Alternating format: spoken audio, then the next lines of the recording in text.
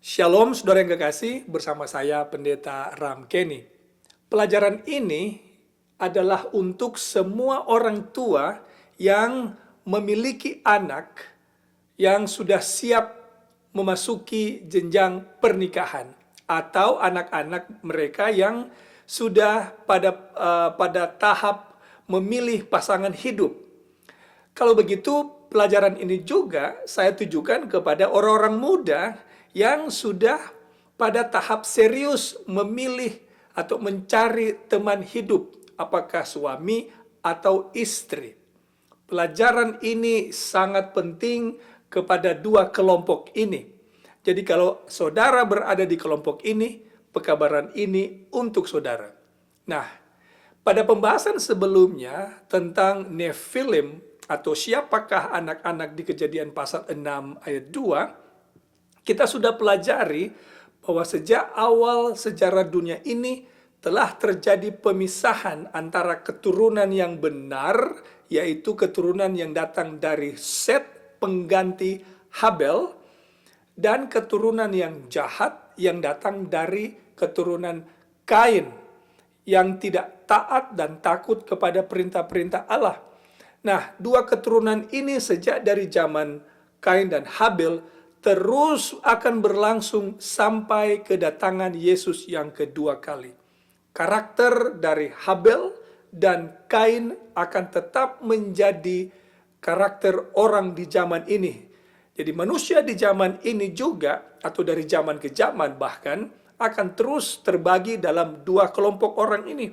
Kelompok yang setia kepada Allah, yang memiliki spirit Habel, dan kelompok yang tidak setia kepada Allah, yang memiliki spirit Kain, yang suka mengikuti kehendak sendiri daripada mengikuti perintah-perintah Allah. Nah, lalu kita kembali ke Kejadian pasal 6. Dalam ayat 2 terjadi pernikahan silang di sana, yaitu antara anak-anak manusia dan anak-anak perempuan, antara anak-anak Allah dan anak-anak perempuan manusia. Saya bacakan kembali ayatnya kepada saudara. Kejadian pasal 6 ayat 2 berbunyi begini. Maka anak-anak Allah, kita tahu ini adalah keturunan yang benar dari Set, melihat bahwa anak-anak perempuan manusia itu cantik-cantik. Jadi anak-anak perempuan manusia dari keturunan Kain ini disebutkan cantik-cantik. Lalu mereka mengambil istri dari antara perempuan-perempuan itu, dari keturunan Kain, siapa saja yang mereka sukai atau yang disukai mereka. Nah, dengarkan ini saudara. Kalau ada anak-anak perempuan manusia, kalau begitu sudah pasti akan ada anak-anak laki-laki manusia. Karena dalam satu keturunan, dalam hal ini keturunan Kain, pasti bukan hanya perempuan saja, pasti ada juga laki-laki. Nah, kalau ada anak laki-laki, pasti juga ada anak perempuan, ya kan?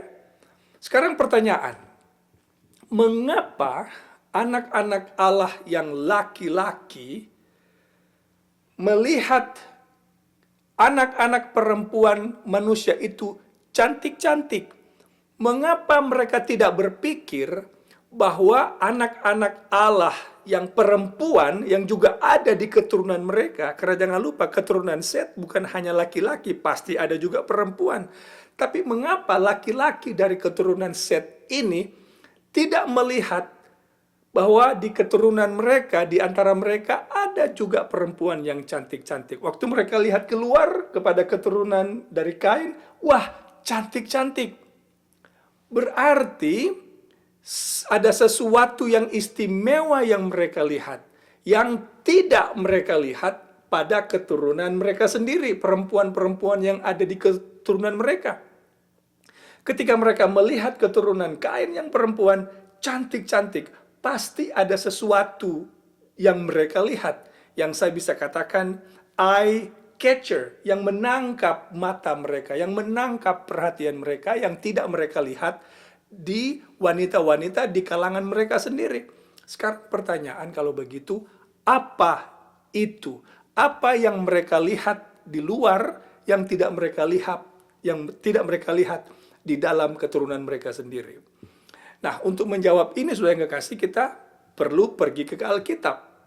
Nah, jangan lupa dalam kitab Kejadian khususnya, dan tentu dalam Alkitab pada umumnya, nama-nama itu sangat penting. Setiap nama memiliki arti, apalagi di kitab Kejadian, setiap nama di sana memiliki arti. Kalau begitu, mari kita lihat arti nama dari 3 perempuan yang ditemukan dalam daftar keturunan Kain. Nah, saudara yang kekasih, biasanya wanita atau perempuan itu daftar nama-nama mereka tidak ditemukan dalam silsilah atau genealogy atau daftar keturunan. Biasanya yang tertulis adalah laki-laki. Tapi menariknya di kitab Kejadian kita akan dapatkan 3 nama perempuan yang dicatat di sana datang dari keturunan Kain. Kalau begitu ada yang penting, istimewa yang harus kita lihat dari 3 nama orang ini. Kita baca Kejadian pasal 4 ayat 19.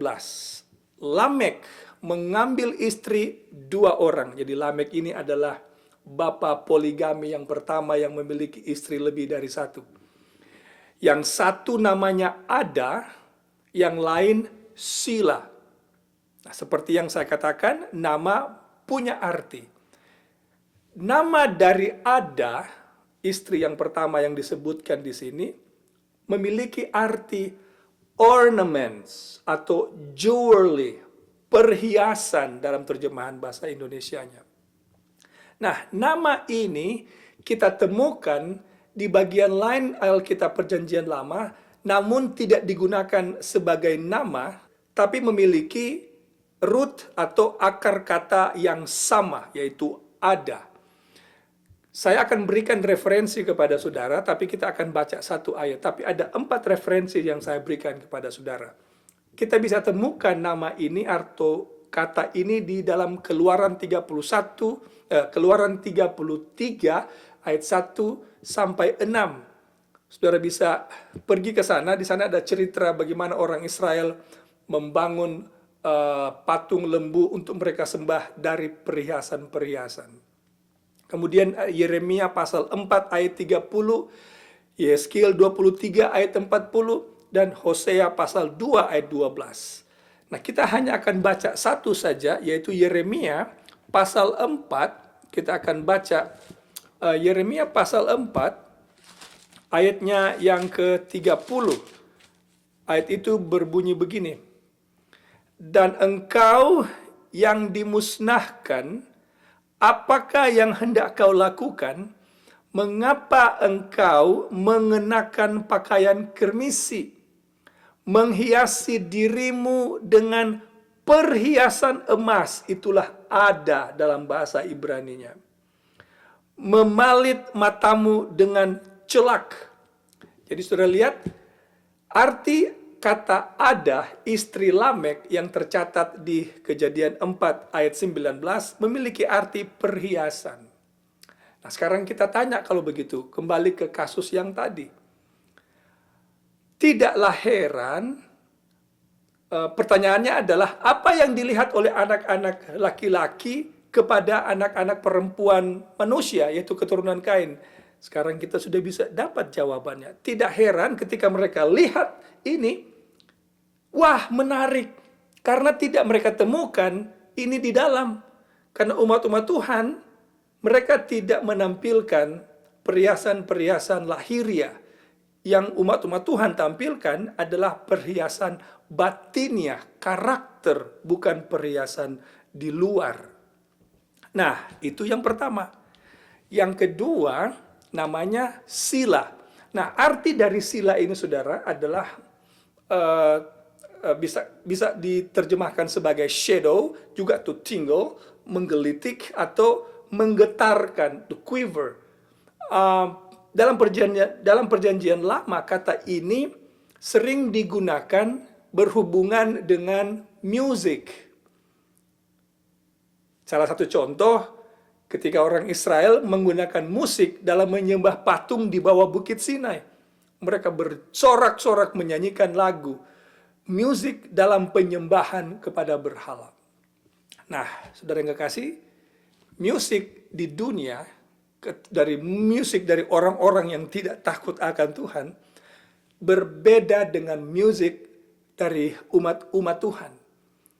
Tidak heran di zaman ini, laki-laki dari keturunan Set yang benar, ketika mereka lihat keluar, lagu-lagu mereka lebih enak didengar karena lebih dum dum gitu ya. Tidak ada di dalam kalangan umat Tuhan. Yang terakhir, nama perempuan yang ketiga yang kita temukan di kitab Kejadian, yaitu pasal 4 ayat 22, yaitu nama Naamah. Ayat itu berbunyi begini, Sila juga melahirkan anak, yakni Tubal Kain, bapa semua tukang tembaga dan tukang besi. Adik perempuan Tubal Kain ialah Naamah. Nah, saudara yang kekasih, arti dari nama Naamah adalah lovely, beautiful. Apakah cocok ini dengan Kejadian 6 ayat 2, cantik-cantik? Tapi nama ini digunakan untuk menggambarkan kecantikan tubuh eksternal dari seorang wanita yang sama yang digambarkan di kitab Kidung Agung. Jadi penampilan eksternal yang ditampilkan.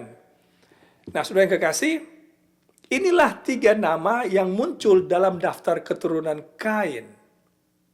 Sekarang kita bisa menjawab mengapa keturunan Set yang laki-laki tidak melihat di dalam keturunannya yang cantik-cantik, tidak melihat keturunan yang ada di dalamnya juga cantik-cantik karena mereka melihat keluar, lebih daya tarik mereka itu lebih daripada apa yang ada di dalam. Dengarkan saudaraku yang menarik, yang luar biasa ini. Ketika anak-anak Allah yang perempuan, melihat atau menyadari bahwa laki-laki dari keturunan mereka tidak tertarik kepada mereka dan lebih tertarik kepada yang di luar, tebak apa yang mereka akan lakukan untuk mendapatkan perhatian dari laki-laki yang ada di keturunan mereka.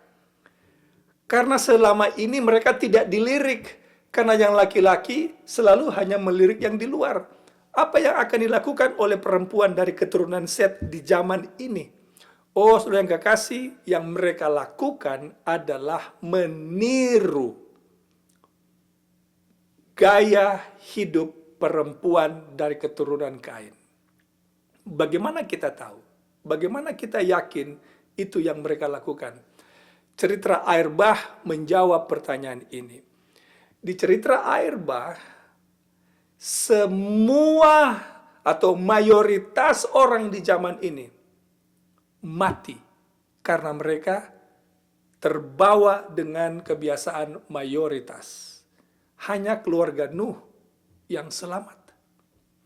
Saudara yang kekasih, kalau begitu, dengarkan ini saudara yang kekasih. Gereja yang bergabung dengan dunia tidak akan pernah menobatkan dunia, tetapi selalu membawa gereja kepada dunia. Itulah yang terjadi di Air Bah. Nah, karena itu saudara, saya mengajak kepada keluarga-keluarga Kristen.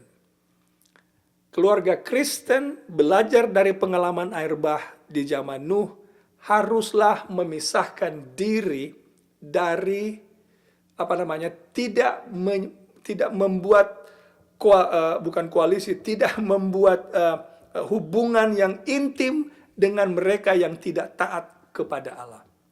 Kepada perempuan-perempuan, laki-laki yang benar, yang setia kepada Allah, hendaklah tidak melakukan pernikahan silang dengan mereka-mereka yang tidak taat dan takut akan Allah. Kepada pemuda-pemuda Kristen yang setia, jangan memilih pasangan hidup dari orang-orang yang tidak menghormati Allah, yang tidak menuruti perintah-perintah Allah. Karena itu akan membuat kita akan mengulangi kesalahan yang sama yang seperti yang dilakukan oleh orang-orang di zaman Nuh. Nah, saudara yang kekasih, Allah memiliki pekabaran kalau begitu kepada kita. Kita harus berbeda dari dunia. Cara makan kita berbeda. Cara berpakaian kita berbeda. Cara kita beribadah berbeda. Cara kita memperlakukan tubuh kita berbeda dengan dunia. Cara kita mendengarkan, memilih musik-musik berbeda dengan dunia. Juga cara kita menjangkau dunia juga berbeda dengan cara orang yang lain mencoba menjangkau dunia. Bagi Tuhan, maksud saya. Nah, saudara yang kekasih, gelap dan terang tidak akan pernah bersatu. Itulah sebabnya nasihat saya kembali kepada para orang tua, nasihatilah anak-anak kita untuk tidak memilih pasangan hidup yang tidak menghormati Allah. Dan kepada orang-orang muda yang ada di luar sana yang mendengarkan pekabaran ini, pilihlah pasangan hidup yang menghormati Tuhan, yang mencintai Tuhan. Maka keluargamu bukan hanya akan bahagia di dunia ini, tapi akan juga bahagia sampai di dunia baru. Tuhan memberkati saudara. Amin.